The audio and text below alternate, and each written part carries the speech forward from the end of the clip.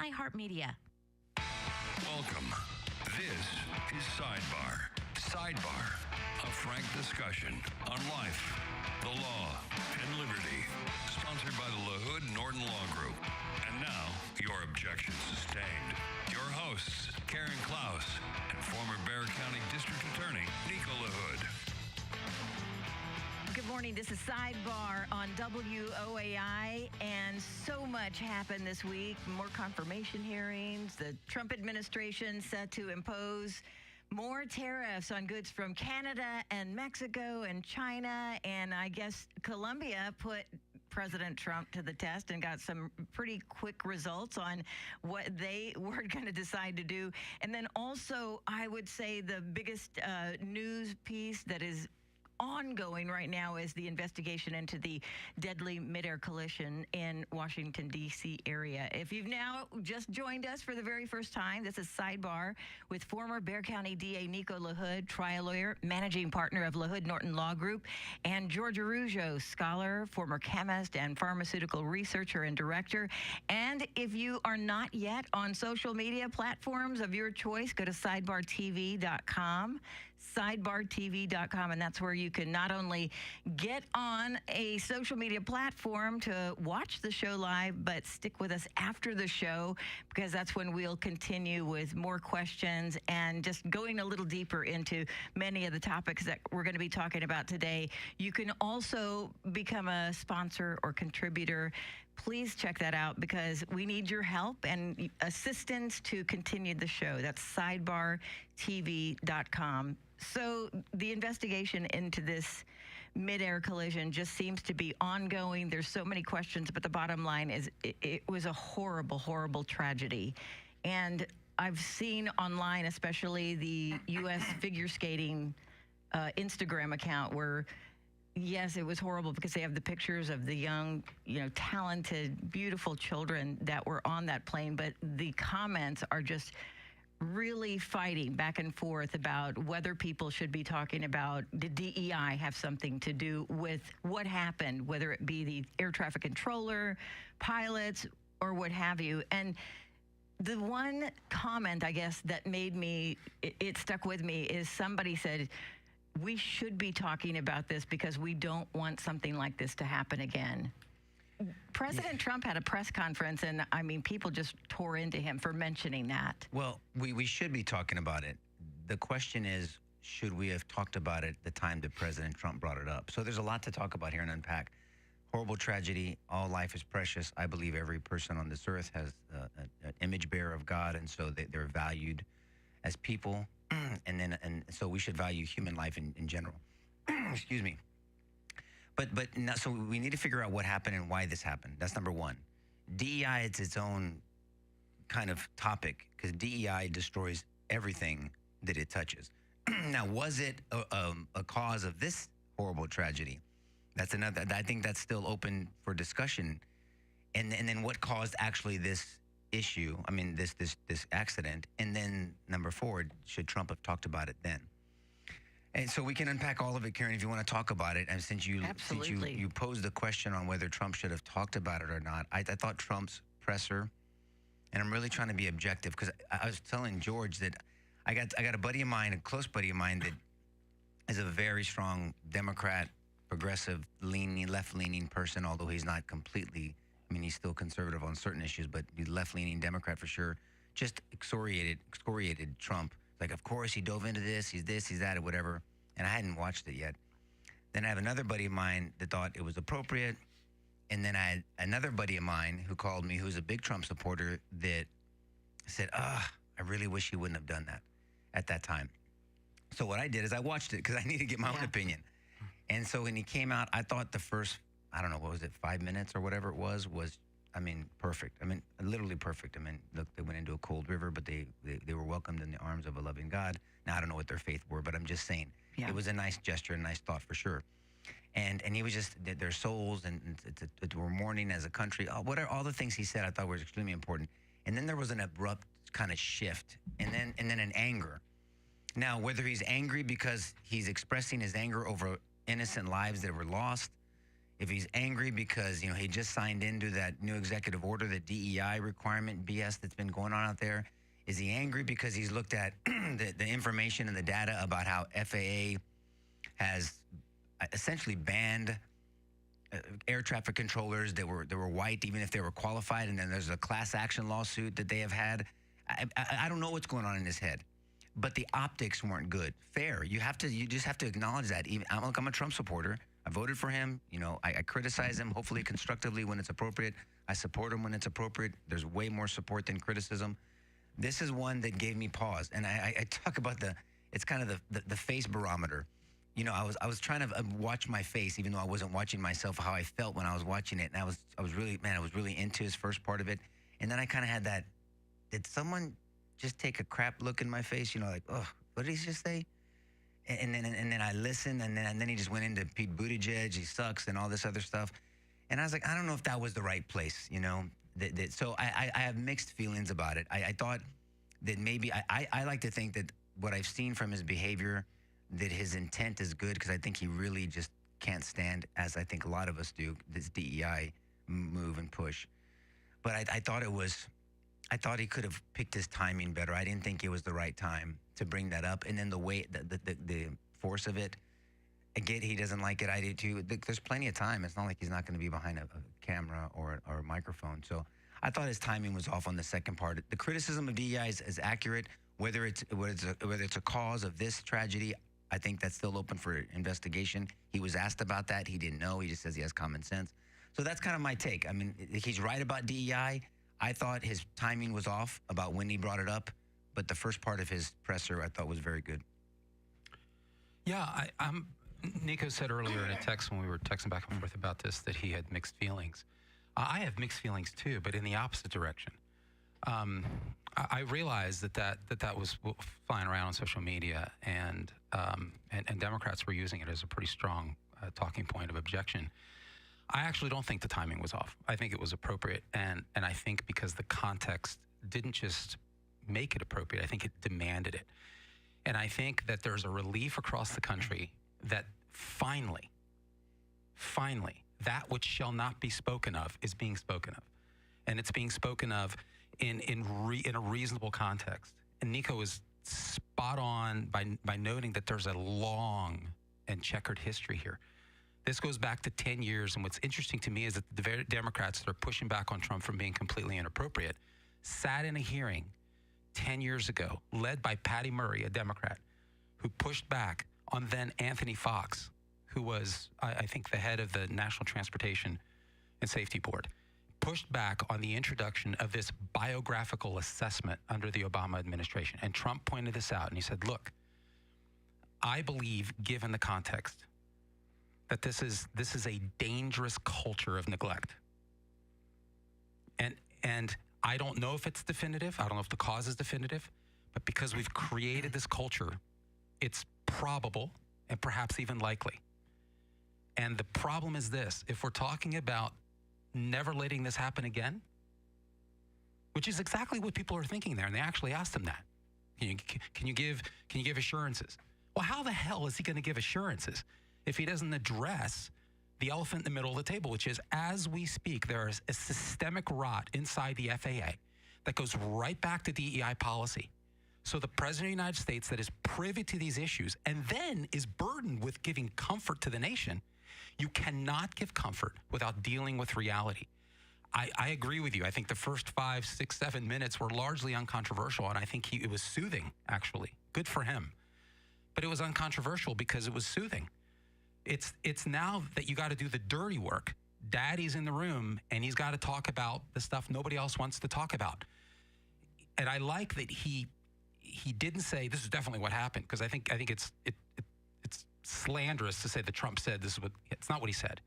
He said this is so glaring and so intense and such a problem that we simply cannot move forward without talking about this. And this is and there's a long history for Trump. Yeah, Nico. I just think you have to make a connection, though. You said soothing and you said probable. I don't think at that moment. And look, again, I'm a supporter, so I mean, I think he's done wonderful his first part in being in office. But I think that wasn't the moment to talk in probabilities. I think there needed to be more certain. You don't soothe without certainty, in my opinion. And so the timing, I think the timing could have been better, but the tone. So you have timing and tone. If someone's family, look, I've been in these situations. I've had to talk to families of murdered of people. When I was DA, I can't tell you the meetings I've been into, the number of meetings. I mean, and no one wanted to hear certain things during those meetings. They just needed to be soothed. They needed to be comforted. And so you just say, look, we're going to talk more about what's going to happen from this point forward. We're going to get justice for your family. We're going to keep you informed the whole way. But I wasn't talking about death penalty. I wasn't talking about this. I wasn't talking about that. And then I wasn't talking about evidence that I didn't know. Because what if there's a strong self-defense claim? What if there's evidence that it's somebody else and it wasn't the person accused? I don't want to give them so much certainty when I'm working off probabilities, because then they're going to be disappointed. So to me, look, No, hold on a second. There's plenty of evidence. Of what? There's a river of evidence. Of what? And he brought up Buttigieg because Buttigieg. Hold on, evidence of what? There's evidence that there are practices right now inside FAA that make instances exactly like this not just probable, but likely. Okay. That's the issue. But it hasn't been connected to this one, though. No, it hasn't, but that's irrelevant. Well, because maybe. there's two parts. Okay, well. There's two parts to this. There's the actual accident, and then there's a culture, because they asked him, can you give assurances? Well, how the hell is he going to do that, Nico? We have to take a break, but we have to continue with this because I have my own opinion, and I just want to throw it out there. But please stick with us. Please get on a social media platform, sidebartv.com. We will be right back with more on Sidebar.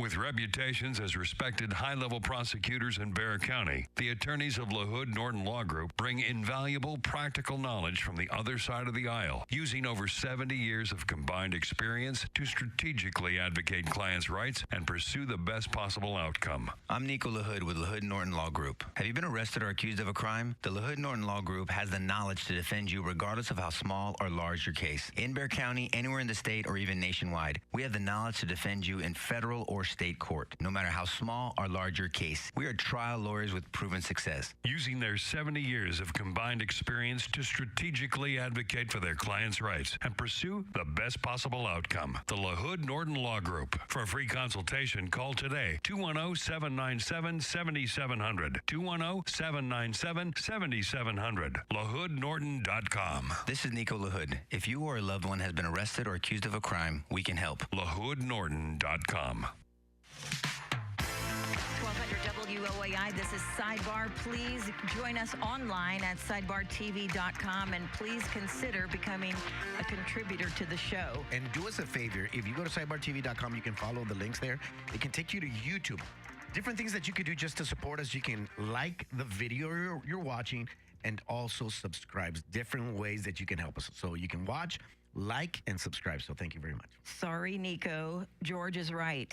That's what Alex says. Well, Alex. Online on Facebook. Who's this? I mean, Alex says that.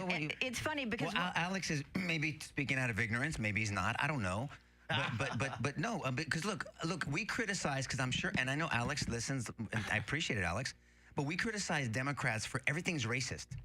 We criticize Democrats on mass shootings that they always want to exploit a horrible tragedy, and then we're going to be perceived. Not that it's happened. I'm not saying I'm speaking for Trump's heart. Perceived. Don't let your good be spoken evil of. That's my mindset. And so I'm not saying don't talk about it. So everybody listen. I'm not saying don't talk about it. I'm not saying that everything about I loathe DEI. I heard someone say this. DEI stands for didn't earn it. I love that. It's true. It's not my idea, but it's so approved. But I'm talking about timing, and maybe Alex has been there, and good for you, Alex. I've been in these situations with people in tragedies. And I've been in a tragedy when my brother was murdered. So I didn't want someone walking. There were certain things I wasn't ready to hear, even though they were probably truisms and truth that I needed to hear later on. Timing matters and tone matters. And so we can agree and disagree. I'm saying let's not create problems when we don't need to, because we're on the righteous side. DEI sucks. And I won't say the way I'll say it after the show, because I don't want to get bleeped out. But DEI sucks. There's nothing good about DEI. There's just not. The way it's been implemented, the idea might have been good a long time ago. Great, check. But the implementation and what it's turned into sucks. I got it. But I mean, for me, and maybe I'm just I'm more in these things. I'm not saying I know better than somebody else. We can all have our opinions. Timing and tone matters. I thought the timing was off. I like President Trump, support him. He's right in what he said. It's when he said it and how he said it. That's my opinion. So I Alex is wrong. Look at what I like that, Salvo. I sometimes Joking, look at Alex. the way you look at things, Nico. You looking at it through your lawyer eyes, and when you have to explain to somebody after a tragedy that these are the next steps, in my opinion, it's in a different light. If I were to experience a tragedy, the first thing to me, I would be horrified, crying, sad. And the next minute, I would say, who is to blame for this? Why did this happen? Could it have been prevented? And I felt like that's what the president you know what you say? was doing. And if you know, you say X, Y, or Z is responsible, but you're not going to be in the position you want all the details. You're not. And you're not going to want me vomiting on them at the time. You're going to say, can you hold on for a second? Can you let me cry for a second? Can you let me just try to figure out the fact that I'm gonna have to deal with a new normal? Can you let me deal with the fact that everyone's gonna be petrified walking into planes today and tomorrow and for another month? Can you soothe me some more? But I want to hear what you're saying. Tell me who's responsible. Tell me you're gonna get them, and then let's talk later about how you're gonna get them and how much they suck. I mean, that's just my experience. Maybe there's other camps that want to hear all the details and they want to hear the vitriol and they want to hear the anger. Yes, that's appropriate. They're called victim impact statements. Victim impact statements are very different, and they're built up over time. When you give a victim impact statement, you're giving it after the case has been fully vetted, there's been a full investigation, there's been a trial, there's been someone convicted, and they're about to be punished. And then you have this very passionate, often angry, understandably, victim impact statements. I just don't think you need a victim impact statement when you show up to the scene of a murder and you just don't want it at the time. That's my experience of dealing with hundreds, dare I say thousands of these situations. That's all. I didn't see a victim impact statement analogy here. Don't overdo it, but go ahead. No, I'm saying I don't see the analogy here. You can explain to me. I'm not picking up on that, and I want to. What I'm saying is that his statements were entirely appropriate given the context, because he's not going to pretend that this isn't going on every day. That's the problem. Just this past week, there have been 2 near misses with the exact same issues. The New York Times had reported in real time that the air traffic controller that was on duty was down by 1. So there's a staffing issue. There's been a long-term staffing issue. That's why I went back to 2014. This is 10 years. Trump comes in 2016, and one of the first things that he does, Nico, is he reverses the Obama policy. I'm all with it. That focuses on biographical. I know, I understand you're all with it, but I'm saying this has now percolated to the point where it's not enough to just be all with it. This is the point. He's identifying something that is actually causative. As we speak, the likelihood that this can happen is real, and people are soothed given that reality because planes are taken off at the time of the presser. Let me just explain. At the time of the presser, could you have proved that this is because of DEI? That's not. That obfuscates the point that I'm trying to make. No, it does. Maybe the point you're trying to make. I'm saying, again, because what you're saying is another conversation. But there are multiple conversations that need to be had here at the same time that I think are equally important. That's my only... If this whole thing is, if we're going to do this justice, is a multivariate analysis. I can take a factor and I can draw a conclusion and be totally wrong. You're looking at one factor, which I, by the way, agree with. I'm looking at another set of factors, and you don't agree with those. That's fine. But I'm trying to tell you that nationally, people believe this is systemic. And so while you comfort, you also need to say, I recognize that there are issues right now, that the conditions have been created that not only exacerbate this situation, because it makes a reoccurrence likely. And Trump is the only one on the national stage, and by the way, and Vance, and Duffy, and Hegseth, 4 guys who said, we are not going to let this happen again. And here's what we're going to do. We're going to reduce the factors that make this very likely down to 0, starting yesterday. But Trump said, I did this in 2016 when I reversed it. Biden came in, and then he reversed Trump. You're arguing against a straw man, because I'm with you on that. I'm with you on all of that stuff. And what I'm saying is that that's necessary for this presser. Okay, that's what I'm saying. Because at the time, brother, there were people saying that it was a trans pilot. Okay, it was brother, committing suicide. That was floating around. Okay, I mean, so but that's hold on. the same All I'm thing. saying, look, you guys, everybody can have their own opinion. And we're still in a free country, and we're going to stay there for at least 4 more years. All I'm saying is all I'm saying is it was important when that reporter asked him, President Trump, you're bringing up DEI. What evidence do you have that? Well, I don't have any evidence. I have common sense. That, for me, all I'm saying is that's not good enough for that timing. For the timing, everything he said was correct. I'm on board. I'll yell louder than him. 100%. I'm just saying, for me, I would never put myself in that situation. I would say, look, the near misses are unacceptable. There are qualifications that are not being held. I mean, we're going to look into this, and we're going to come back with exactly, this is a tragedy. There's a lot of, I have opinions. I'm going to share them with you very, very, very strongly. I'm going to very strongly share them with you, and then at the right time. That's all I'm saying. That's it. Because when you get asked by a reporter, that everyone's perceiving what you're putting down. They're picking it up. And then you can't back it up. I don't know. I would never put myself in that situation, because then you open yourself up for criticism by people on the other side that they're going to look for something hard and enough to they are find definitely looking for something. Sure, that's all I'm saying. Everything you said, George, everything you're saying, I'm 100% with you. I think CNN's Caitlin Collins I don't watch them. well, she's the one that raised the question, and I think it was a manipulative question, to be honest with you. She and Trump called her out on that. Oh, really? You think that's going to help? So she basically said, "This is the problem. They emotionalize everything. You have endless talking points, and what ends up happening is that people get killed. There's an endless talking about platitudes. Nothing ever gets done that should get done. And that stuff that shouldn't be getting done is getting done." Caitlin Collins said, you don't have any evidence. There's no evidence right now that this is DEI related. And we don't even know the names. We don't even know the names of the passengers. And he goes, really, the names?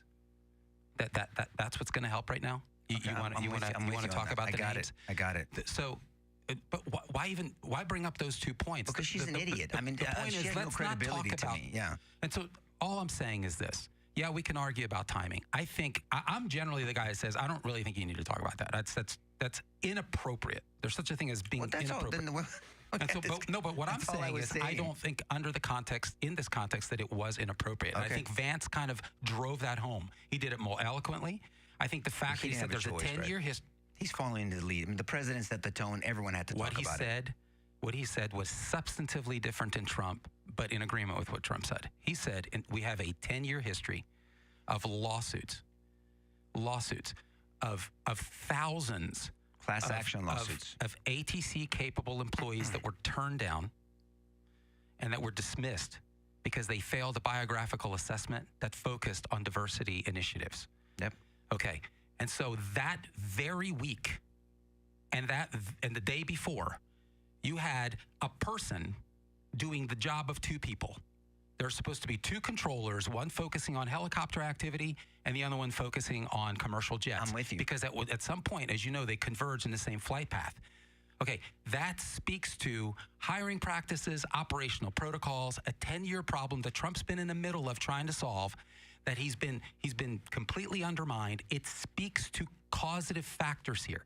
And all I'm saying, if that's it, then they should say, and it appears that was one of the causes here. That's it. That's all I'm saying. I mean, we're talking about whether they had night vision on, whether it was a trans person wanting to commit suicide. All these things are out there. He talked about helicopters. He talked about visibility. That's all I'm saying. All I'm saying is back it up. As they say, bring the receipts. Look, I'm the one that sent out, I think, to our group, that video. I think I sent it to Saulo and you and the guys. I think I sent it to everybody. Of Biden's pick to lead the FAA. Did you see that video, Karen? Yes. It's horrific. Yes, he didn't know anything. The guy happened to be black. Yes. Okay, great. That qualifies him, whether he's Hispanic, black, Asian, who cares? But he knew literally nothing. It was alarming. What's his name? Philip McIntosh, I think. It was embarrassing. I mean, I think that every Democrat that voted for him should have been excoriated. I mean, or anybody. It was scary. It was scary what he said. I really can't. I mean, everything. He couldn't answer one nothing thing about a plane. Nothing about and then the Karen, industry. if you look at this class action lawsuit, what they're doing is when they're rating what's valuable for qualifications. You have a pilot's license, 0 points. You played football for, I'm giving you an example, for whatever, 2 points. Who gives a crap if I played football? I mean, have you been an air traffic controller for the military? 1 point. What? You're applying for air traffic controller? I mean, unless you've been written up for being a crappy one, then maybe then we need to consider that. We'll look at your records. But that's the class. All that is, man, I'm going to be the first one out there. My deal is timing. Hopefully this was productive, but I'm just saying my whole issue was the timing of the thing, not the substance of it. I'm on board. I mean, I'm championing all that stuff myself. My deal was the timing. That's it. Do you think it was wrong or right for President Trump to read the qualifications that he did when he was saying, these are the people that were, chosen first over white men? I think it's evidentiary. That's the point. There's categories of evidence. There's no direct evidence of what caused that at the time. They're still working through that. I suspect they're going to be working through over the next 2 weeks to make it definitive. But there's other categories of evidence of practices that have a material impact on situations that will create situations just like this. The Wall Street Journal's report on it, the New York Times report on it, the Telegraph's reported on it. There's near misses every single week across airports. I had a situation, as you guys know, this past year in 2024, where I was coming back from Miami with my family, and we had a horrific experience in the air. And nothing explains it except a situation very much similar to this, Nico. It doesn't make any sense. And when we asked this what do you call them today? Flight attendants? I was going to say stewardess. Get me in trouble. And I asked them, and then I peppered them with questions a little bit. And it was obvious that it was a similar situation like this. This stuff's happening all the time. Yeah, and there have been more and more reports that are coming out that say exactly that. And it is... Well, look, very scary there needs to be an answer. He's going to be on it. I'll tell you this in his defense. But President Trump doing a presser, being out there taking questions, whether you like it or not. With Joe Biden, there's no way he would have done this. Now, I'm not trying to live in the past. I'm just saying here's a different president who's out there, wants to be in charge, wants to take the lead on tragedies and things of national interest, and he's willing to take the questions. So good for him for doing that. Okay, we're going to take a break right now. But remember, sidebartv.com. Get on there now, and we will be right back.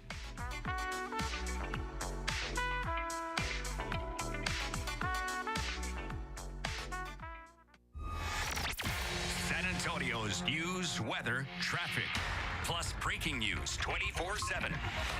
This is News Radio 1200 WOAI from the GiveMeTheVin.com Sell Us Your Cars studio.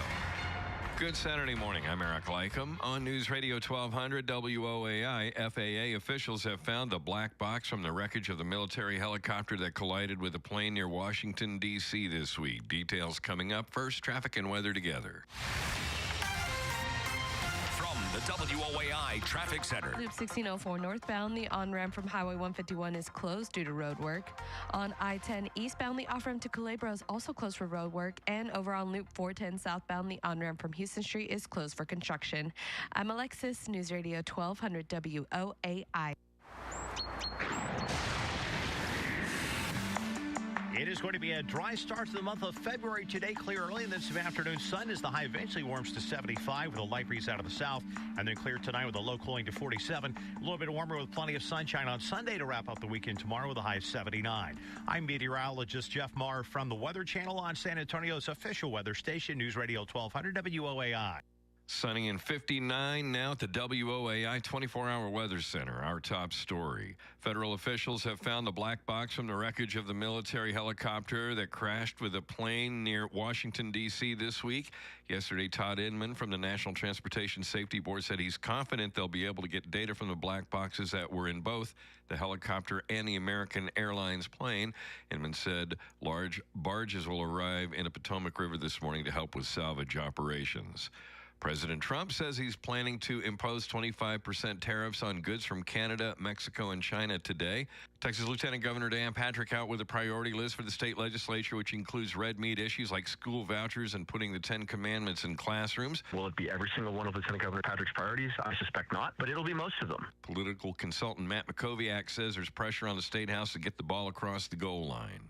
News on demand at WOAI.com. Our next update, top of the hour, breaking information as it happens. I'm Eric Lycum on San Antonio's news, weather, and traffic station, News Radio 1200 WOAI. This report is sponsored by AutoZone. Get in the zone. It's time to say goodnight to that check engine light with the free AutoZone Fix Finder service. It'll help troubleshoot the likely cause of your light for free, so you can drive with peace of mind.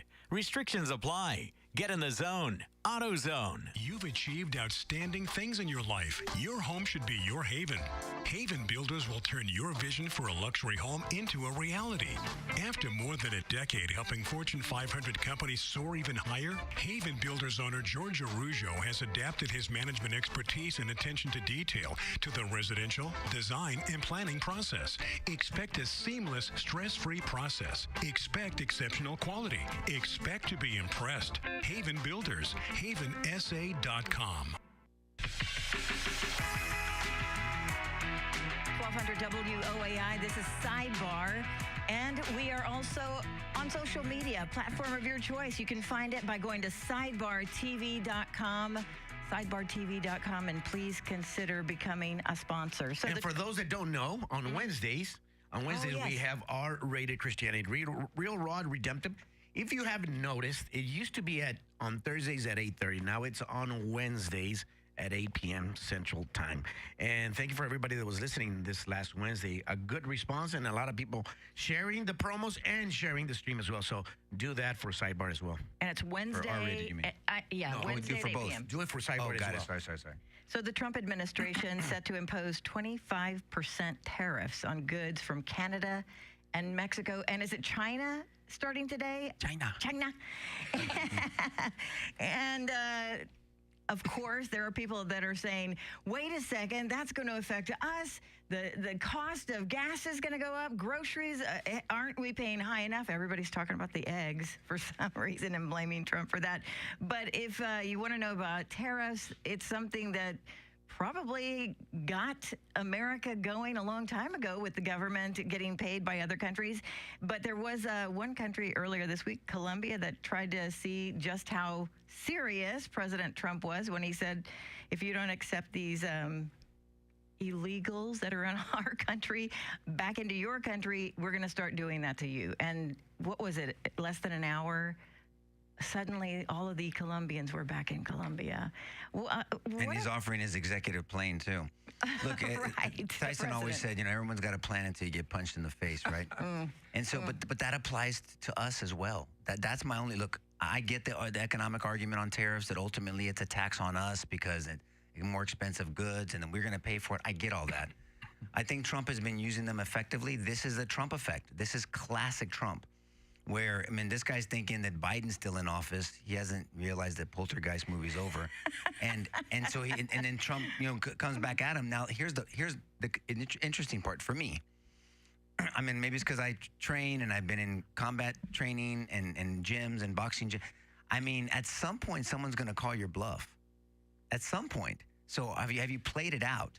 Are you prepared to punch back as well? Is it going to be the country that doesn't need us? Let's see, which one is that, though? Well, fair enough. Now you're saying you're making an argument from power, and so and I think that Colombia looked at, okay, let me analyze the trade balance. Well, we need more. There was, coffee's going to be more expensive. You hear the left arguing that. What are you talking about? You can get Costa Rican coffee. There's coffee from a lot of. Colombia's not the only place that we import coffee from. What about flowers? Flowers only grow in Colombia? Relax. So, I'm not, there's a lot more we can get. There's other places where flowers and chocolate and Costa Rica produces chocolate. There's a lot of other places. So, but yes, we need to do that analysis. Now, I have pause and why I think Trump's push for us to be energy independent is if there's a tariff on energy and we don't have enough energy. We have plenty here, and that's why I love the drill, baby, drill. And why it needs to happen already. And he's already working on it. He's done wonderful on that. So, because we cannot be dependent on other countries for things like that. For the non-negotiables, on coffee and flowers and chocolate, screw it. Whatever. Right. but on energy and stuff that we really need, we need to be more self-sufficient. I don't want to be reliant on our enemies or potential enemies or anyone that has advantage over us. So, let's see what happens. Colombia, that guy he'll never get his manhood back, the president of Colombia. He'll never be. To me, he'll never be a man. I was kidding. I was just playing. You made it tough for me to transition. Sorry. Did I say transition? He'll never be a transition, probably. He'll never be a maybe. He just never be a man to me because you don't do that. That's like in the schoolyard. It's like, hey, you keep taking. I'm gonna put, and then someone said, well, here, I'll take your lunch again. Now what? Well, don't take it again, or I'm gonna buy a second one. You can't have the second one.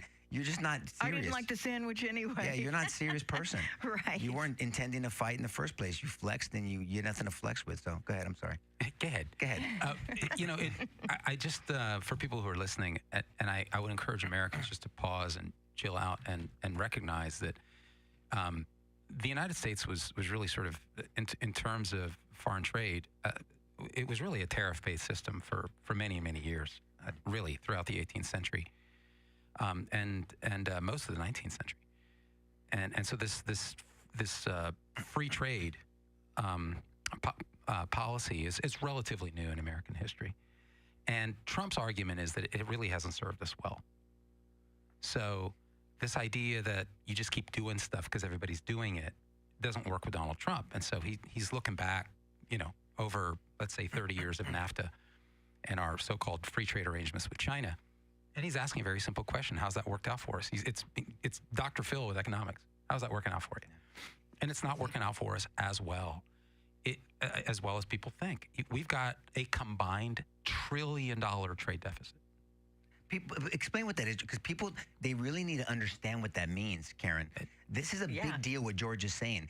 And so the idea of free trade is wonderful, but the problem is it hasn't been applied properly, and we're the ones getting screwed. It's like, do as I say, not as I do. And this is a great idea as long as you're doing it, America, not United States, not us.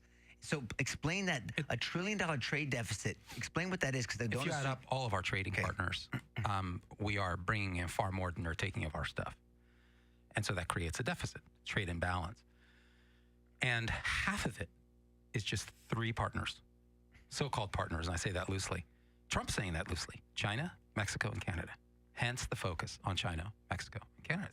So that's about a $500 billion combined deficit contribution from those 3. And then we've already talked about the idea that they've been tariffing us from day one. People need to understand that they do it all day long. Their entire system against the United States has been on tariffs. And Trump is simply saying, look, how about we do the same thing back? That's why he talks about fair. Please keep in mind that United States companies that produce products here, this is the basic argument. When we produce products here, we get taxed. Sending them out. And then when we send them out, they tax us again, twice.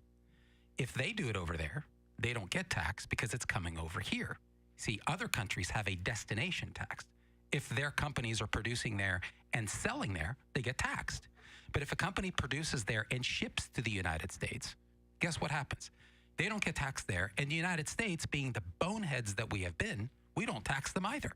So United States companies are a decided disadvantage. And so the argument is, well, but it benefits our citizens because we'll have cheaper products, but then they're making more money over there, right? But then our manufacturers, the United States ones, are, how can we compete with that? How can we provide a product to United States citizens? We can't, because their bottom line margins are there, and they can offer a lower product. Am I wrong? No, absolutely right. And here's the problem. Here's how Trump is jumping over to national security. We no longer have a manufacturing base.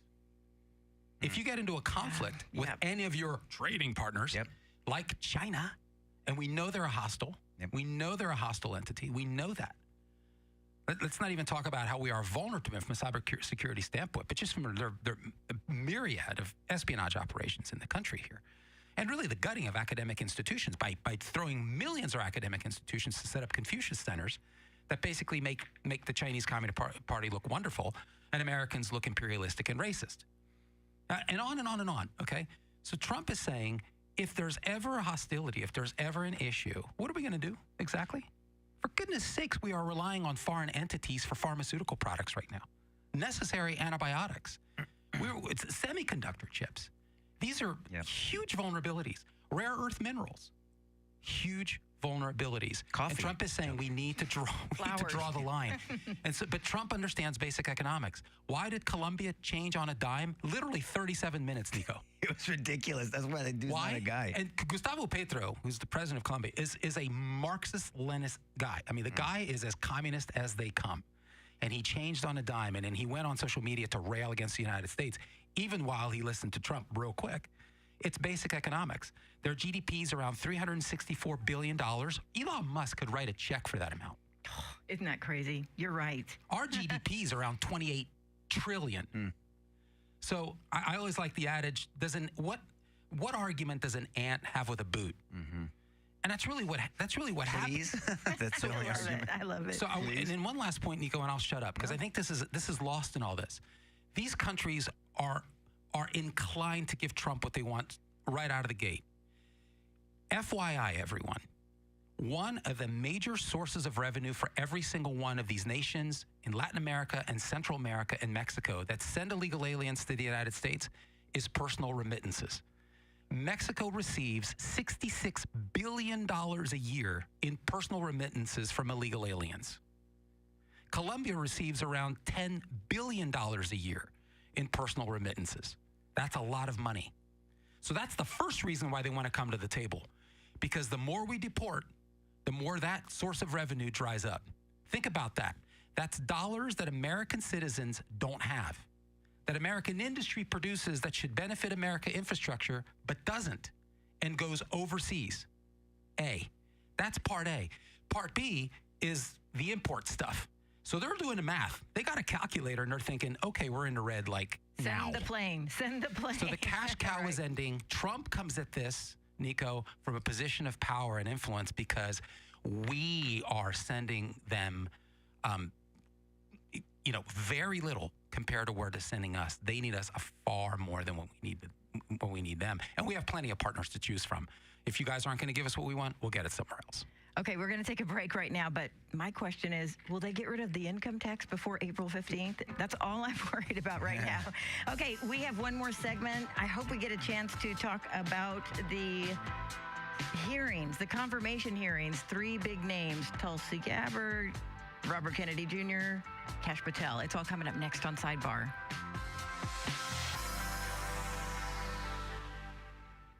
With reputations as respected high-level prosecutors in Bexar County, the attorneys of LaHood Norton Law Group bring invaluable practical knowledge from the other side of the aisle, using over 70 years of combined experience to strategically advocate clients' rights and pursue the best possible outcome. I'm Nico LaHood with LaHood Norton Law Group. Have you been arrested or accused of a crime? The LaHood Norton Law Group has the knowledge to defend you regardless of how small or large your case. In Bexar County, anywhere in the state, or even nationwide, we have the knowledge to defend you in federal or state court, no matter how small or large your case. We are trial lawyers with proven success. Using their 70 years of combined experience to strategically advocate for their clients' rights and pursue the best possible outcome. The LaHood Norton Law Group. For a free consultation, call today, 210-797-7700. 210-797-7700. LaHoodNorton.com. This is Nico LaHood. If you or a loved one has been arrested or accused of a crime, we can help. LaHoodNorton.com.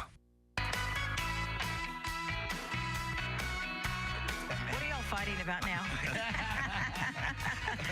Hey, this is Sidebar. Please go online now. You can find a social media platform at sidebartv.com because we will continue after the show. It can't be a hug fest all the time. No matter Nico, what. go ahead and clarify that, though, the remittances thing. So Well, no, that's what I wanted you to. Because people do people know what you meant by personal remittance? illegal aliens come here, they earn obviously dollars and cents working here, and they send a vast majority of that money back to their home, back to their home. Okay. And right. so what? And that props up a lot of their economies. And so one of the reasons why they're inclined to come to the table is because they've already taken a hit as deportations increase and these people go back. Those remittances end. That cash cow ends. So right now they're coming at us thinking, "Holy crap, we're bleeding money already." Do you understand, Karen, what he's saying? So people come here, having a moment. And I figured that when he said it, I wanted to make sure people understood what he was meaning. Because I thought I did, but I wanted to make sure also. People come here illegally. They earn money. They send it back home. They're sending that money back home to their home country to use in their economy. And so if that's one thing that's going to end, so they have to make sure that they don't get a double catucci with the tariff. That is $66 billion for Mexico. Yeah. And these are big numbers you look across the board here. And so they start bleeding really quickly. And just people want to know exactly how much do we import from Mexico. It's to the tune of $450 billion a year.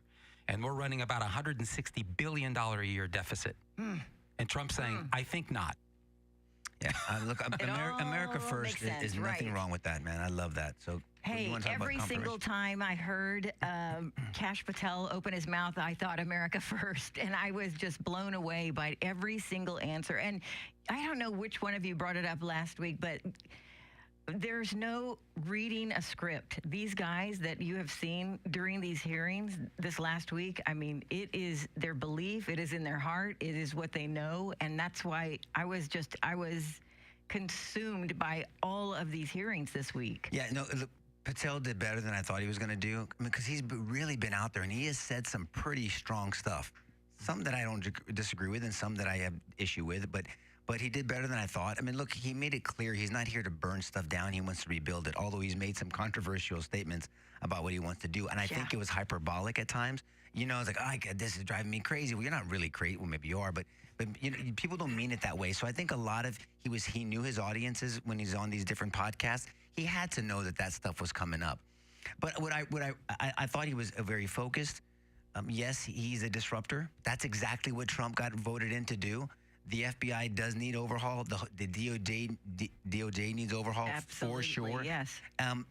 But what I respected him on, especially, is look, he disagreed with some of Trump's pardons. I don't understand, because I think some of the nominees, I can't disagree with President Trump on anything. What are you talking about? Trump really actually appreciates that. Yep. Any person in power, in leadership. George and I appreciate when we disagree. It makes both of us stronger. I'm always open to learning. George is always open to learning. Both of us walk away better for it, either more grounded in our position or, let me tweak it a little bit. Every meeting I go into the meeting with the mindset that I could learn something, and I'm probably going to learn something. Either I'm going to learn that I'm even more steadfast in my position, or I'm going to tweak it and change because someone made sense to me. And so I like that Kash Patel said, look, I don't agree with it. JD Vance said, look, I don't think the people that caused harm on law enforcement should have been pardoned. I take that position as well, because that's a principle. Now there might be specifics. There's always some nuances, and every case is case specific based off the evidence. I deal with that all the time. So I respected that. I think people had to respect that about him. On some of his answers, I thought they were a little. I need the full context of the. Well, you know what you said, Guy. I mean, you said it how many times on how many podcasts? But I get it. They all play that political bantering, and he doesn't want to give in to them. And so there's just a lot. And I love the senators that call the crap out. Hey, one of the senators, I think it was Tillis, said, look, some of this process, it's about shirts and skins. And that's just it. And they're going to ask you questions just because they have to. I love when people talk transparency, because we're all thinking it anyway. And I know some of that. So I thought he did well. I think he's going to make it. The Bernie Sanders exchange just killed me. I loved it. I watched it like 4 times. Well, I mean, look, RFK took it to Bernie too. I mean, with the money he takes from pharma. And so I know we're going to talk about Bobby in a second. But I liked Patel. I think he's going to do exactly what Trump wants him to do, in the sense of shaking it up. Not listen exactly, but shake it up. And it needs to be shaken up, for sure. Something Karen said resonated with me. She said, these guys they're not looking at their notes. It's organic to them. They believe in it, and they've thought it through. They've processed it. I can listen to Kash Patel. I can listen to him. He, without any effort, he puts together complete sentences. Beautifully. Loaded with substance. Mm-hmm. And but he's racist. This guy's racist. I mean, but he's a DEI hire. No, I don't think so. I don't think so. So he and I love that he's been there before. Yeah. I mean, he's been a prosecutor, if you will, and a public defender. Yeah, and he knows the inner workings of the sort of integration between Congress and the Department of Justice. He knows it very, very well, and dare I say, knows where a lot of skeletons are buried by nature of his job. But he worked for both. Yes. He worked for Obama too. Yes, that's right. I mean, they're not going to call him a partisan hack. I wondered what you thought, because you said that you thought, and I want to get your thoughts on this. Mm-hmm. That you thought that Adam Schiff, as much as you dislike him, and I'm not a fan of what's Trump's name? Pencilneck. That he did an effective job cross-examining. On the first part, I texted you guys the first time Adam Schiff had a crack at him. It was effective. I mean, as much as I can't stand that dude, I think he's fake. He's a fraud. He's dishonest. I think he's done a bunch of crappy stuff, and he's got a weird look in his face. But it was effective. It was an effective cross-examination. I can't recall exactly. I'm watching in portions. I'm watching that one. Someone sent me a clip on this one. I'm watching a 1.5 because I'm in the middle of something. Then I stop it and come back, and then you come back to the video, and then it starts over again because your phone loses it. So I'm irritated. I mean, so I'm trying to keep up with everything. But that one, when I was watching it live when I texted you guys, and I think it was his first. So I don't remember if I told you, Salo, but it was his first time he asked him questions, it looked, as a litigator, it was an effective cross-examination. I wonder if you're talking about the section where Schiff called out that he was on an interview with Steve Bannon on War Room. Okay. And and then he said that he was talking about the J6 choir. Maybe. And so Schiff says, he's quoting Patel. He says, quote, "Then we went to a studio and recorded it, mastered it, digitized it, and put it out as a song, now to be exclusively released on the War Room." Yeah. We, Schiff said to Patel. That's what he said. It And might he have said, been that. He said, "Mr. Patel, if you had nothing to do with it," because he had said earlier, I wasn't part of this choir and I had nothing to do with it, but he kept talking in we terms. So Schiff was trying to point out a contradiction.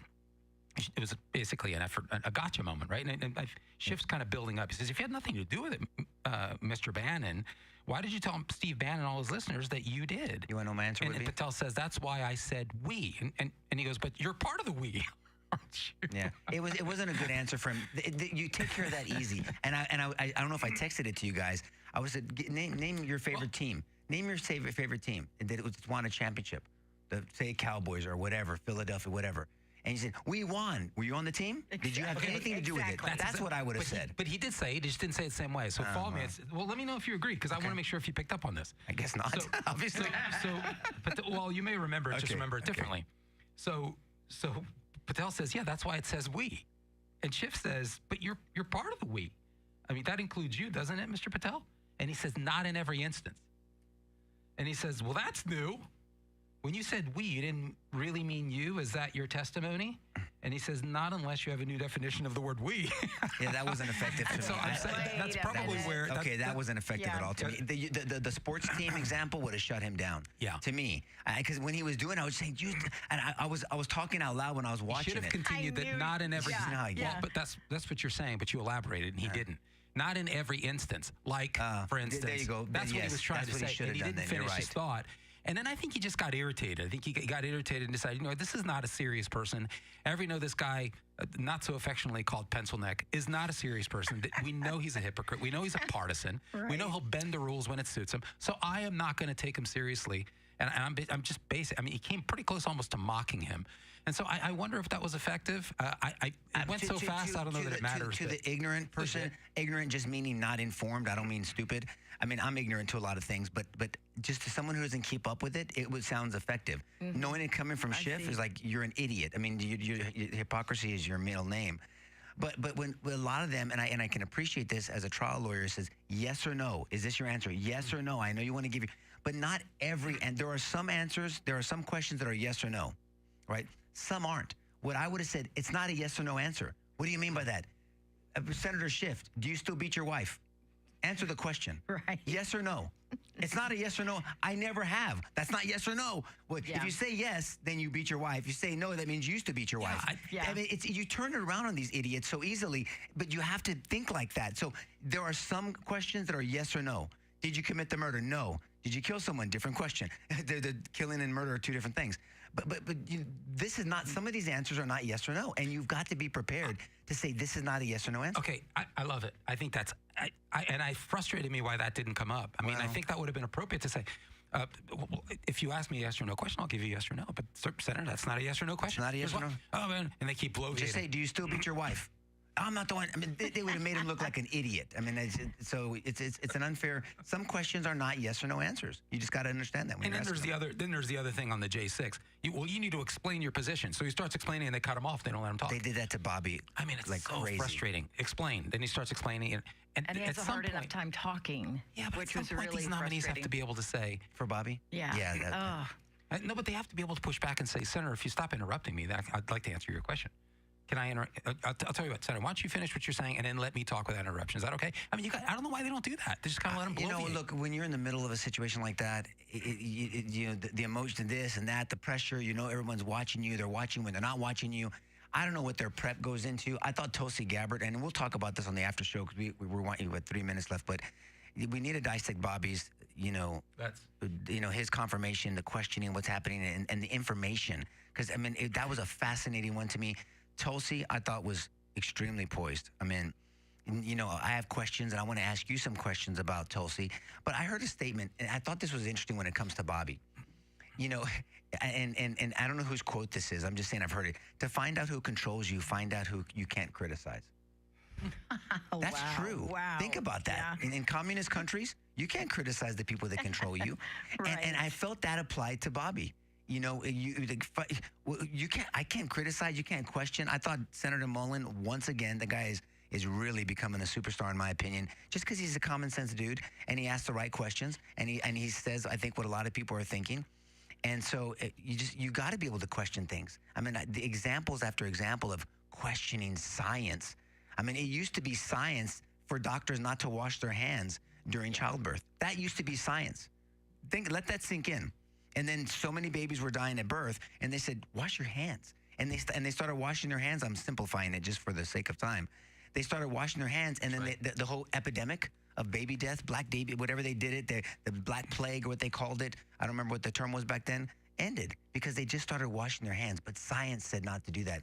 Science is not an ideology. It's a way to test the truth, and we should be rationally pursuing the truth. Guys, thanks for joining us. Please join us for another 30 minutes or so on the after show. We're going to continue talking about the confirmation. Maybe JD Vance's interview on NBC continues to be stellar in how he handles these interviews. God bless you guys. Have a wonderful weekend. The preceding show was paid for by the LaHood Norton Law Group. The views and opinions expressed are those of the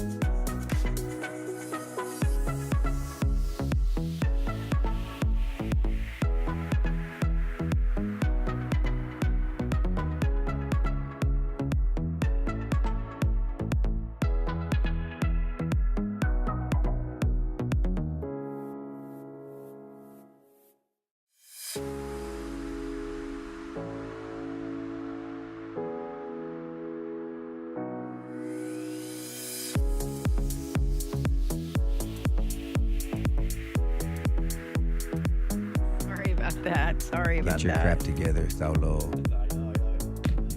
So where are we going to start? What are we going to start with? Well, I mean, we started talking about Patel and look, these confirmation. I wish I could sit there and just watch them. And the ones that I watch it, depending who's answering, who's talking, I watch it either 1.25 or 1.5. You know, some people you can watch at 1.5 and you can still get it, but these are important. I hope people watch them. I do the best you can, so you can make up your own mind. I just keep on thinking, what would I have done without X?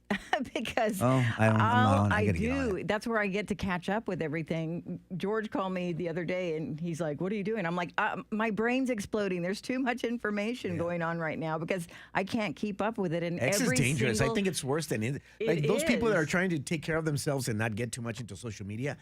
X is the platform that's dangerous to me. It's the most addictive because it is a conversation. Yes. It becomes a conversation about everything. Yeah. Yes. But I look, the people that send me the X, I need to get on. Sal, you need to help me get on X because I'm not on It's it. so good. I need one more thing to do, so I don't. But I'll rely on you guys sending me shit. You know what I mean? But you know, we talked a little bit about Patel. Look, I think he's going to get confirmed. I think he should be confirmed. Look, I deal with federal government, state governments. I've been part of the state government.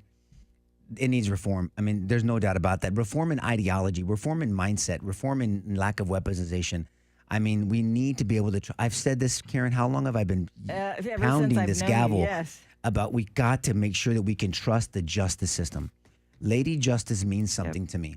She is. It's a representation of the goddess Themis. I represent one. I pray to one God, Yahweh, the God of the Bible. I believe Jesus Christ is the Son of God, and He's the Savior of the world. That's my faith. But the goddess Themis was the goddess of order back in Greek and Roman times. And that's what we want. We want a justice system to bring order, and it's turned into disorder when it's weaponized. When Lady Justice wears a mesh instead of a true blindfold, when she can do this and find out who's standing in front of her, and then changes the way she handles things. No, that means something. The blindfold means you don't care about your religion, you don't care about your one of two genders, you don't care about your political affiliations, you don't care about shit other than the facts and the law that applies. And then she holds a sword in her hand because the justice system should be swift and harsh at times. She puts her foot on the book. And that means when you put your foot on something like Captain Morgan, you have a command over it. When you beat someone and you put your foot on them, that means you have conquered them. She has conquered the law. She has a command of the law. In between her foot and the book is a serpent. Now, regardless of your religious or faith ideology, serpent is the universal symbol of evil. The justice system should stomp out evil between Lady Justice's foot and the law books and the statutes, right? But what does she hold in her left hand? The scales. She's got to balance it all out. She doesn't care about being politically correct. She doesn't give a crap about the media. She doesn't care about your political affiliations. She doesn't care if she can't stand you 99% of the time. This 1% you're right. She's got to balance it all out. That's what the scales are.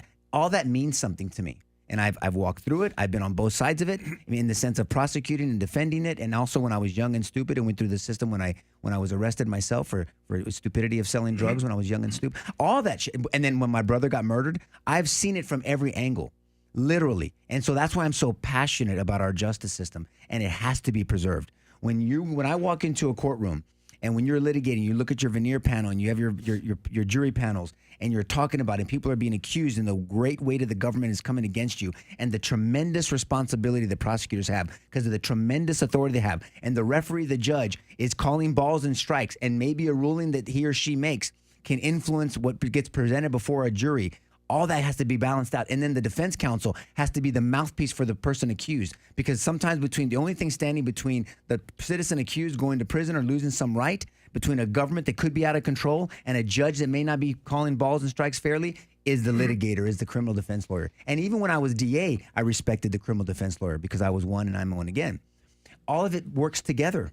And that's why I'm so passionate. And what should not be in the justice system is that horrible P word called politics. That has no place in the justice system. I don't give a shit if I can't stand somebody. I mean, and there's people that are just vile to me because they're just very dishonest. If they came to me, and I would fight hard for them. If I felt it was a righteous fight, because it doesn't matter. When I was DA, I didn't say, you know what, I can't stand this guy, George. He's a piece of dog shit. But I would say, yeah, he's still a piece of dog shit, but he's not guilty here. Or we don't have the evidence, or we didn't get there the right way. There's three aspects to justice, Karen, and everyone always focuses on the first one. The first aspect is the government accusing you. Is the government accusing the right person? George is being accused of A. It wasn't George. It was Fulano. Well, then, shit, George is innocent. George shouldn't be accused. But that's not the only aspect of justice. Did the government in all its power get there the right way? The path to justice matters too. Because if you can take a shortcut or break a rule to get the guilty person and everyone's okay with it, what does it matter if they didn't have Fourth Amendment? What did it matter if they didn't have probable cause? Who cares if they just cut the corner here? That son of a bitch is guilty anyway. Really?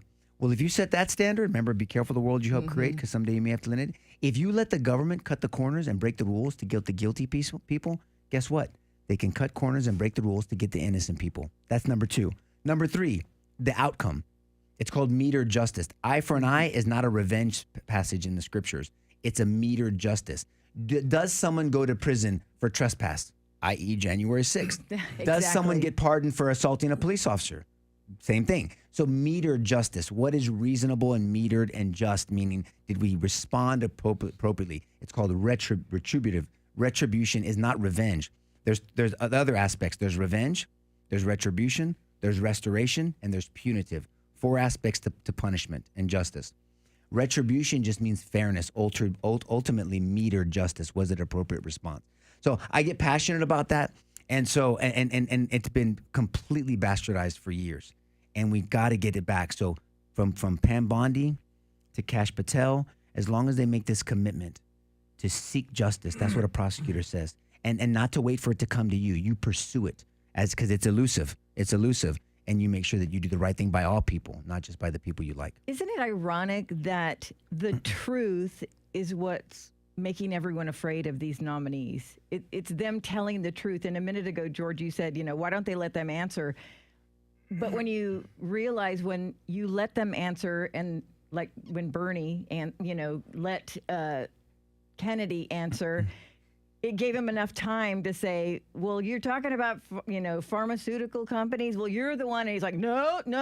That's why they didn't give him enough time. But truth, these guys all have the truth, and that's why I think that they're sort Well, I don't know of if they all have dangerous. all the truth, but they have enough yes. truth Yeah. on all of the people that are trying to take them down.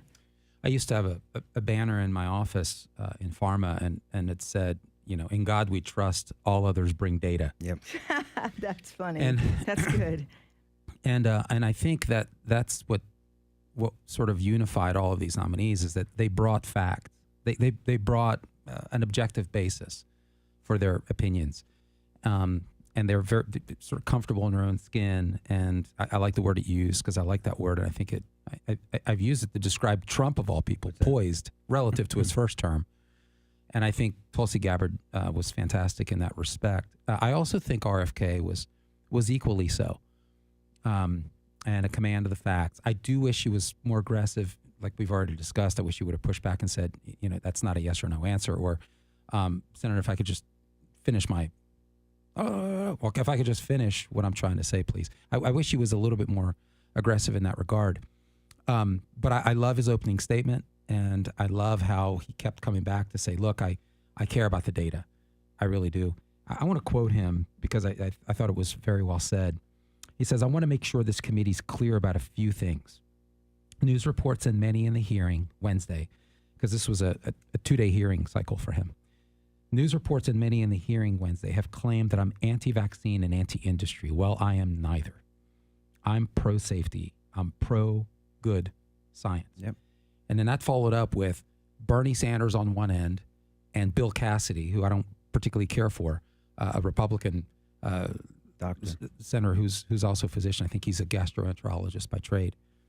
And they were trying to pin him and saying bizarre, weird, unbelievable. I mean, I can excuse it in Sanders, but I wouldn't excuse it in Cassidy. He ought to know better.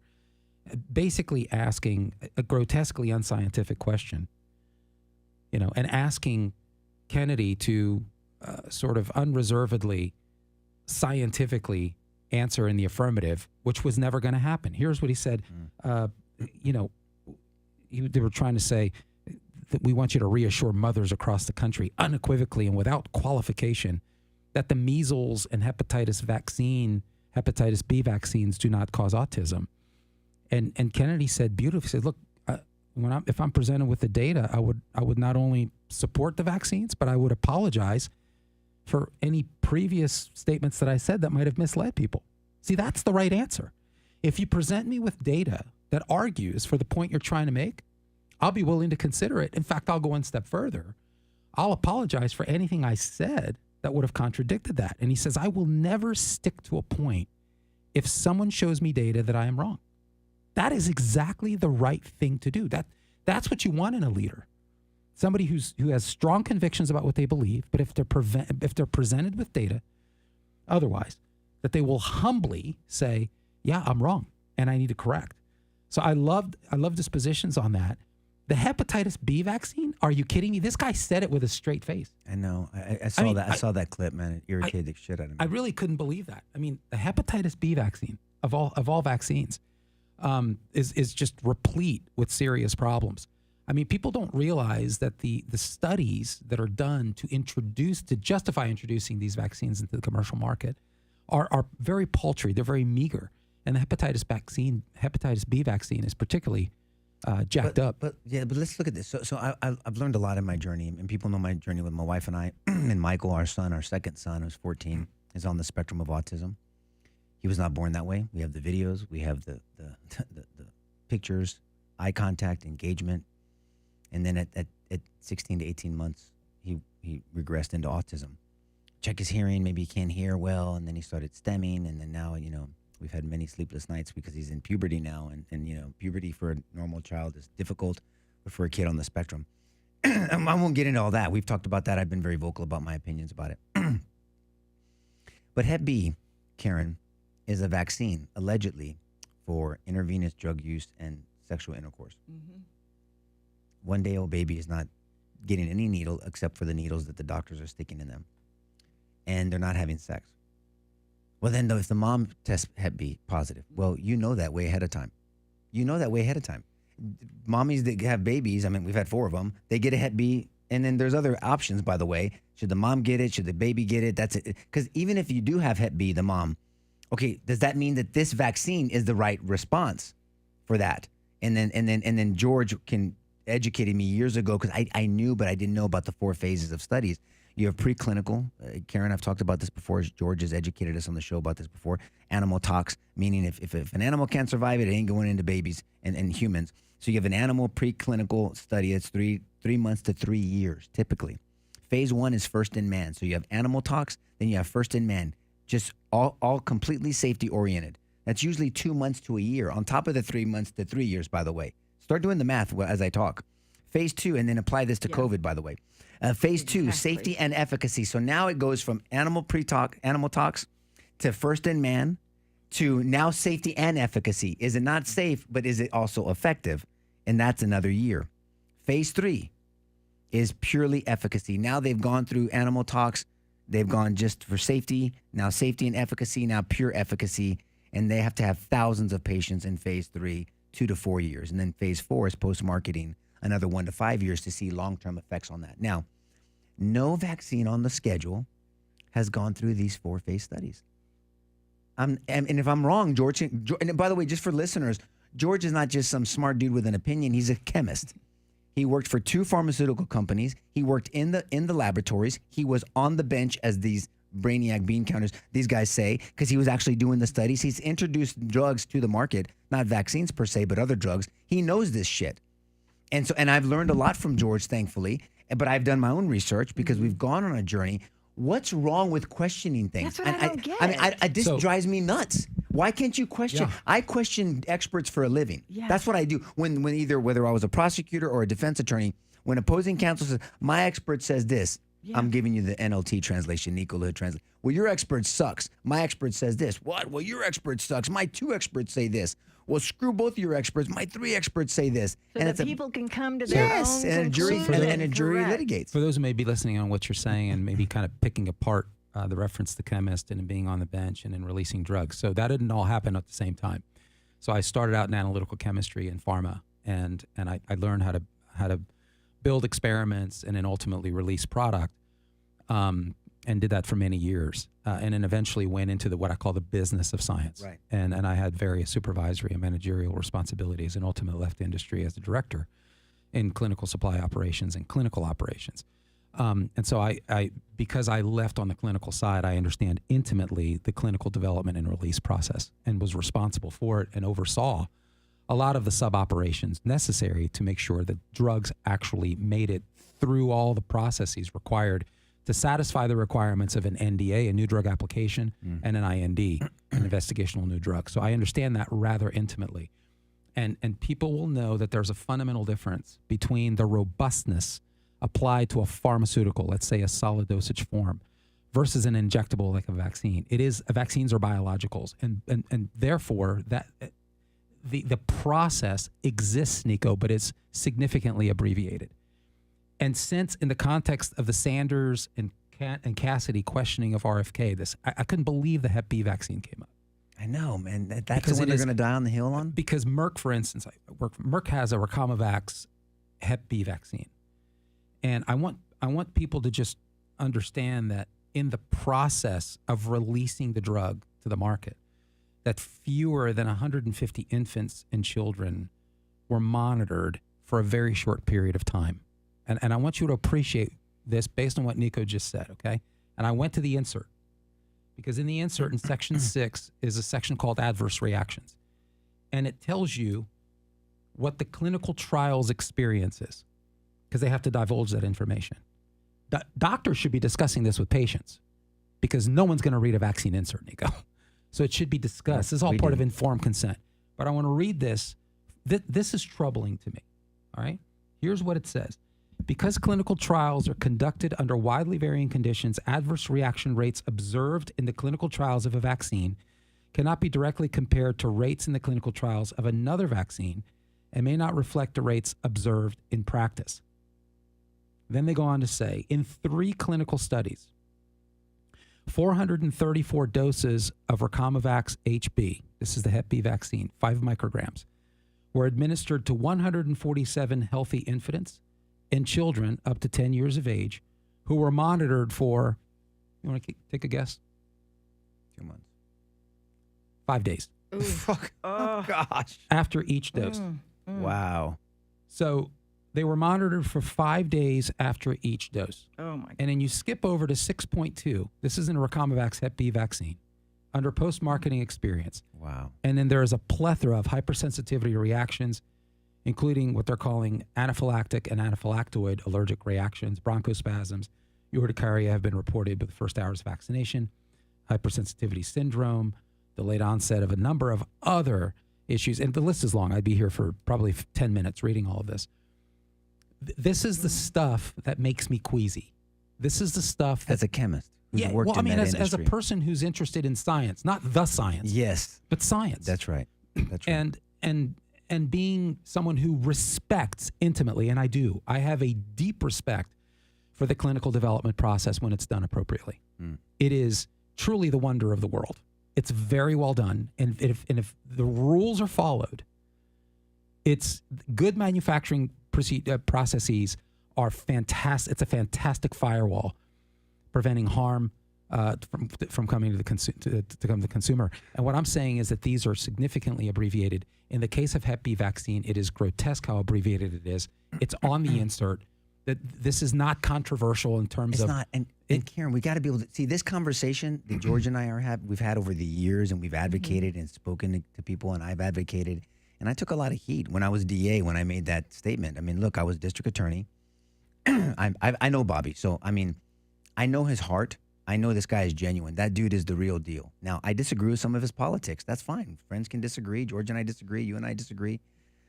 I never disagree with Salo. But I mean, but you can disagree with people. But I know the journey Bobby's been on and what he is. I mean, look, his own cousins are all throwing. His daughter throws him under the bus. I mean, it's disgusting. Why? Because there's a cultish religion behind vaccines because we've been indoctrinated. I mean, and I was the same way. George lovingly. I've said this story before. George lovingly, because George's wife Stephanie has a brother, Billy, who's on the spectrum. He's my age. Now back then, and his mother-in-law, George's mother-in-law, swore that there was a difference in Billy after he was one of his vaccines. But back then, nobody would even, they'd laugh at her, you know? And so George has been exposed to, and Stephanie lived around for a long time, Billy. And he's more severe, I think, than Michael. You've been around Billy, you've been around Michael, so I'll let you make that assessment. And Stephanie's an RN, and George is a chemist that works for pharmaceutical companies, and they didn't vaccinate their children. And I remember George telling me, he's like, "Hey Nico, have you guys make some?" And I'm not saying it's word for word because I don't. Have you guys made a decision on vaccines? I was like, "Well, yeah, George. I mean, we're going to vaccinate you." And Dobby's from Mexico, and in Mexico, he's like, "Vaccine save," and everybody, you know, they didn't get the 72 doses in the schedule that they do here, but the idea was they're good overall because quote unquote doctors recommend them. Yeah. And then George said, "Well, if you thought of this," I was like, "George, look," and in my mind, I'll be honest with you, I said, "You're a smart dude, George, but you're not an MD." No, I was ignorant back then. I didn't realize that MDs rely on people like George and other PhDs and people that are chemists and people that work in on the bench in the laboratories to educate them. Look, no disrespect to our doctors. I'm not being disrespectful at all. I think we do trauma great in this country. I've had shoulder surgery. I'm back 100%. I'm in for gunshot wounds and blow-ups. I mean, we do trauma great. We do healthcare shitty. Yeah. I mean, we're sick. We're sick. We spend more money on healthcare than other countries. We have worse outcomes than other countries. Doctors love prescriptions. But that's all it is. I mean, there's a lot of, natural, holistic, meaning just the way God designed us. I'm not saying there's no need for medicines at all. We use them like they're water. And that's all. And I remember George asking me about that. And my mom was like, George, you're a smart guy. But I didn't know the process at the time. You know, and I toiled with that, Karen. I had to contend with that as a daddy, as a protector for years. I questioned experts for a living. And I didn't question experts when it came to my children. Yeah. Maya, if you remember, George, at 6 months old, she broke out in hives after one of her vaccines. We're like, what's going on? First parent, brand new parents. And they mentioned autoimmune disease. What are you talking? Poor Maya was poked and prodded and scanned and this allergy. And then they came back and told me she was allergic to my wife's breast milk. And I said, Doc, you mean what's in her breast milk, right? Please tell me. And they said, no, her breast milk. I was like, shit, you're an idiot. And so I still didn't question because nobody questioned the vaccines. And so Maya kept getting vaccinated until 3 years old. And Michael was 16 to 18 months. And then he regressed. We started researching more. It was the thing. And then we stopped vaccinating them. And then our last two don't have any vaccines in them. And they're healthier, no ear infections, I mean, they're just different. They get sick at times. They build up their immune system and go figure. They get well. So I'm passionate about this. But here's the deal. But even people disagree with me. And I've never told anybody not to vaccinate. Right. Even when I took all that I took a global attack, Karen, back then. I remember when I said vaccines can and do cause when I was DA. Yep. Global, Soros and that, and they used that against me in the primary and all this other bullshit. And I knew that was coming. I didn't know to what degree, but I owed it to my son to be his voice since he's nonverbal and he can't speak. And since he hasn't slept in 3 nights because he's overstimulated. And then he goes through periods of time where he hits himself, and me and my wife have to restrain him, and we have bite marks and all this other stuff. And so there's a different world that you go through when you have the responsibility and the beauty of raising a child on the spectrum of autism. And it's challenging, but it's a lesson, and it's beautiful, and God is ultimately, he's controlling it all, and he's used Michael to be one of my greatest teachers in my 52 years of walking on this side of heaven. All that. So Bobby questions that. I question that. What's wrong with that? If you're standing on the truth, you should welcome questions. When I'm standing on truth, and I try to do my best to always be logical and stand on truth, I don't give a shit about your questions. I love questions about Christian faith. I love questions about health. I love questions about the law. I love questions about the justice system. We're gonna have a discussion. You make your decision. I believe in freedom. Then deal with it. I'm gonna deal with mine. You deal with yours. I'm dealing with mine. I promise you that. You're gonna deal with yours. You can pick your choices, but you can't pick your consequences. And so Bobby's just saying, I want to follow this rational pursuit of objective reality, or whatever George says. I just say truth. Bobby says, I just show me the science, show me the truth, and I'll amend. Same with me. So I love that phrase is, if you want to find out who's controlling you, figure out who's criticizing you. I mean, this vitriolic, and Bobby, great point. Sorry, and I'll shut up. I'm sorry that I get passionate about this stuff. But Bobby said, these people used to be my friends. I mean, Bobby was their friend when he was on their side. This is where the tribalism comes in. And as an environmentalist, and I don't agree with him on everything on the environmental, although I do agree with him on some things, I mean, he's done yeoman's work. He's done great work in advocating. He's been very consistent about his advocacy for decades. And he's gone through shit from being canceled and all the stuff. His family turned on him. He's lost money. Over the years, his career took a completely different turn. And I just think we should welcome questions. I just think it just tells you so much, just the cultish response. Go ahead. Nico, I just want to read something that I know you know the answer to. Yes, maybe I don't. MJ just said, I always dislike my children to get vaccines, but in order to be in public school, you're forced to. You're not. You're pressured to. There's a difference. You have a conscientious exception. You just ask for the affidavit to say no. You're not forced to. You're pressured to. And the language they use, if you look at the emails they send you, you have to do it. You don't have to do anything but die. You don't have to pay your taxes. There's obviously consequences to it, but you don't have to. So no, it's not. We're not in California. If we're in California, yes, then it'd be a different ballgame, but not here in Texas. You can sign the waiver. Go ahead, George. Actually, Rand Paul brought that up at the hearing. He brought up the fact that technically you don't have to comply, but schools, as a matter of policy, do present it as if it's required for matriculation, and you should push back respectfully. But no, you're right. If you want to, if you don't want to, then don't. Yeah, this always gets back to what we say on this show, which is that what do you always say? Ignorance is not bliss. It's outright dangerous, and this is an example of that. A lot of people don't know their rights. But I thought that RFK, please go back and listen to his opening statement. I thought it was very well crafted. But he focused, it seems to me, on three things. He said, look, if I'm confirmed, HHS is going to do honest work. It's going to be science-driven. We're going to work with the president, with Congress, with the American people to make sure that these tax dollars, it's a huge budget. Check it out. Go and look at the HHS budget. It's stunning to me. I mean, what is it? Salo, what is that? Like 1.8 trillion? It's ridiculous. I mean, it makes you realize why Democrats want to control health so much. You control health, you control everything because it's everywhere.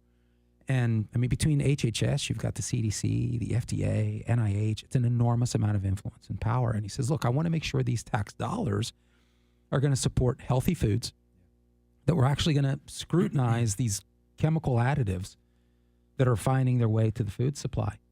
And then here's my favorite part is that, hey, man, we've got fundamental conflicts of interest between regulating bodies and the entities they ought to be regulating. And this is where he got in that exchange with Bernie Sanders and called him out for being not perhaps, but the actual greatest recipient in terms of volume of dollars. And he cut him off. No. And his defense wasn't a very good defense. No, it was a shit. It was a shit. I knew it was going to come up. Yeah. I knew it was going to come up. Yeah. Of course you knew it was going to come up. But I love that Kennedy challenged him on that. And he called him Bernie. I like that too. Yeah. I love that he challenged them on that. And Bernie didn't have a particularly satisfying answer. But these conflicts of interest are a very big problem, and they really hurt the consumer. That's the point. Because now combine that with another thing RFK is not a big fan of, which is direct-to-consumer advertising, which really started in 1997. And consumers are really they're in trouble. I mean, you're not getting the full story, and you're just getting the glitz, and you're getting the fine print, which you can't read. Devil's always in the details. It's time that ends. And I love that RFK marks a significant change in that direction. Some of these conflicts of interest rise to the level of Pelosi's conflicts of interest, and the people that say that she shouldn't be able to insider trading, and there's apps out there that follow her trades, and then they do very well. We should probably do that at some point on the show. Is actually look at how much money congressmen and women are earning. The biggest lobbyist insider trading yields. This is a big deal. But pharmaceutical lobby. I'm sorry, I'm the one that's kiboshing the after show. I got to leave in 5 minutes because I'm speaking at a graduation. But diversion graduation. But the lobbyist and the amount of money spent, look, just with the COVID vaccine, look at this, and CNN reported on this, so you know it's got to be true. But 9 new billionaires in the pharmaceutical industry off just the COVID vaccine within 10 months. Let that sink in. 9 new billionaires in the pharmaceutical industry off one product in 10 months. Now you're going to tell me that shouldn't be part of the discussion? I look for motives. I look at motives for a living. And I guess I'll bow it up on this because we can just go on and on about this, but we're not going to get to Tulsi. At least I won't be able to. You guys can stay on. I have questions for you about Tulsi, George, and about Snowden. Yeah, because it's such an ancient story. I was ignorant, but I just was ignorant to it. But let me make my last point about this.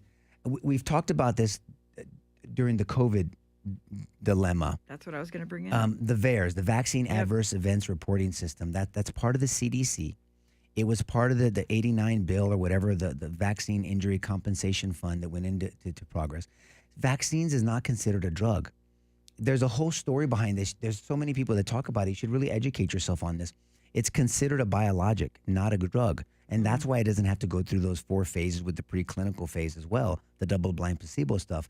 So when they say the studies, it does, but very abbreviated. Well, it's not the same. I guess thank you for correcting it. Right. It's not. It's very abbreviated. It's not the robustness that we're talking about. So, but it's not considered a drug, so it can go through this abbreviate. It's a biologic. And then when you look at the VAERS numbers, and these are self-reporting numbers. There was a Pilgrim group out of Harvard that did a study back in 2010, and only 1% of people self-report injury. We didn't report Michael's injuries. That's what we believe was. And so many people don't know any different. And even with the 1% reporting, Karen, the numbers are jaw-dropping, number one. Number two, the Vaccine Injury Compensation Fund some time ago had paid out more than, I think, closer to $5 billion now. It was 4-point-something billion. It might be over $5 billion by now. It's over $5 billion. Okay, it's over $5 billion by now. I wanted to make sure I'm accurate. That's why I paused. Thank you, George. All I'm saying is this is not like, oh, you bunch of weirdo parents. Something's happening. There's thousands and thousands of stories around the world. And if we care about our kids, now I don't just stop with medicines and vaccines. I'm a big advocate of health. You know that, Karen, because of what I've gone through. And so the diet, we put better shit in our cars than we do our bodies, and especially our children. I mean, in our day, there were no obesity, diabetes, EpiPens. Kids are sick. We're a well-developed country. We have a disease management system. We don't have a healthcare system. Amen. And that's a valid point. It's a valid concern. If anybody's asking questions, whether it's Senator Mullen, whether it's Senator Rand Paul, me, you, whoever, welcome the question since you're standing on truth. Let's debate it. Show me facts, and then I'll shut up. Even with the small amount of information that we have received about the COVID vaccine, how many people do you know that got the vaccine say that they wish they had never gotten it? A great amount. Great amount. I'm not going to get numbers, and I don't want to be hyperbolic, but a good number of people have said that. And at some point, maybe we can devote an hour to just kind of fleshing through these issues and opening it up to questions. We can look at it, the legalities, maybe look at it, the science, the clinical, and the politics. But for now, let me leave two sources with you. Vaccines, an Epidemic, written by Mary Holland, I think is one of the best books out there. It's fantastic. And then the last one is Vaccines, a Reappraisal by Dr. Richard Moskowitz. I think they're probably the best books out there on this. They're eminently readable, and they're very well footnoted, and I think it'll arm you well. George's definition of readable is very different than mine, so I'm sure it's difficult, but it's readable for George. Look, I want to ask next week about Tulsi. I'm interested about, who knows what will happen in a week, but I have a lot of questions about Snowden. I just educated myself, so I'd be going into that questioning as a juror, just wanting to have valid questions. I hope these conversations benefit you guys. Sorry that I have to cut it short today, guys, but bear with me. I got to rush. God bless you guys. Thank you for joining in. Please share this with someone you think may benefit from it. We love these conversations. We love your comments. I do my best at some point, and maybe all of us do, to look at them and read and try to respond appropriately. Have respectful conversation, passionate ones, and have a wonderful weekend. God bless you guys. Thanks.